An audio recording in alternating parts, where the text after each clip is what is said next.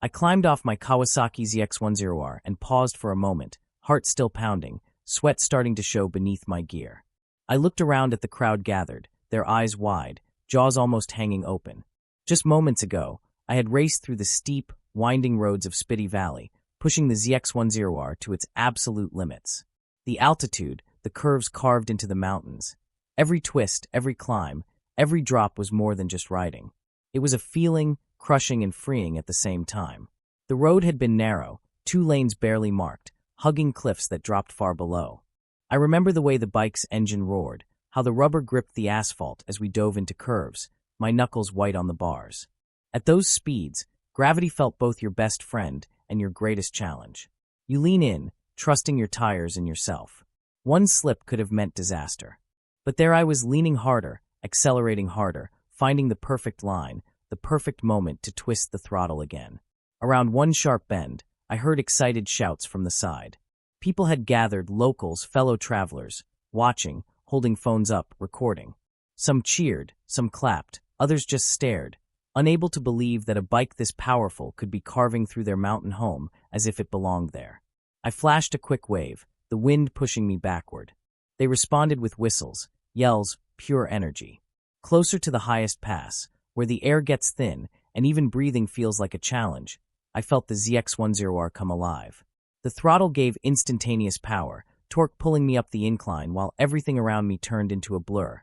Peaks, clouds, stone walls. The electronic aids helped too: traction control, anti-wheelie tech. All working flawlessly so I could concentrate on the ride, on the moment.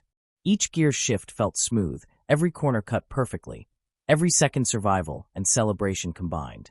It wasn't about racing anyone else. It was about racing myself, proving what this machine and I could do together at nearly 14,000 feet above sea level. Passers-by would shout bravo, or laugh in awe when I floored it on an uphill straight. One guy looked stunned, pointing at the bike, wide grin on his face. Another yelled, "He is fast," and the entire group burst into applause. I could hear children whispering, "Wow, look at that," and the echo of their excitement followed me as I rode off into the distance, echoing through the valley walls. On one long sweeping curve, I slowed down just enough to let the bike settle, then gave it a solid twist again. The engine's thunder echoed through the gorge, bouncing off cliffs like applause from the mountains. For a moment, the world felt still, but the ZX10R thundered on. I could see it, riders and walkers frozen, mouths open, as if watching a mountain storm pass them at 200 kilometers per hour on 2 wheels. When I finally pulled into a small settlement by the river, the crowd rushed toward me, cameras up, questions flying. "How fast did you go?" one asked. "Is this the fastest bike you've ridden here?" another shouted. I laughed, took off my helmet, and replied, "It's definitely one of the fastest I've ridden in Spiti." Their eyes lit up. They asked about the ZX10R's engine, the suspension, the feel. I told them how strong it was, how stable, how responsive. They nodded, impressed, and asked if they could touch the bike, sit on it. Of course I said yes. It's not just about speed, it's about connection, sharing an experience that feels unforgettable. I noticed a few locals whisper, "First time we saw something like this." And I realized how unique this was. A superbike, roaring across one of the most remote and breathtaking landscapes on Earth. The ZX10R's green fairings gleamed in the sun, the engine still humming even when idle, like it was proud too. A little kid stood beside me, his eyes full of wonder. I knelt down and asked his name. He told me it, shy smile, like he'd made a friend. I showed him the ignition switch, how it glowed just before I hit the start button. He gasped. His mother laughed. I felt that spark in his eyes, that moment where he understood how thrilling it all was. I chatted with a few elder riders there from the village. They had seen older Royal Enfields and smaller trail bikes, but nothing like this.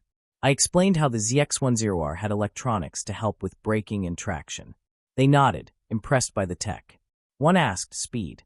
I said I had hit close to 200 kilometers an hour on a straight stretch. They exclaimed, gesturing wildly. They pointed to the cliffs and said, "Danger," then shrugged with a big grin. "But very beautiful." I agreed. Dangerous, beautiful, thrilling, all at once. After a few selfies, some laughter, and after handing the bike back, I slid on my helmet and stood up. The bike started with that signature growl. I reversed off the gravel, stood it upright, and rolled back onto that same road, ready to take on the next series of curves. The crowd cheered again as I accelerated away.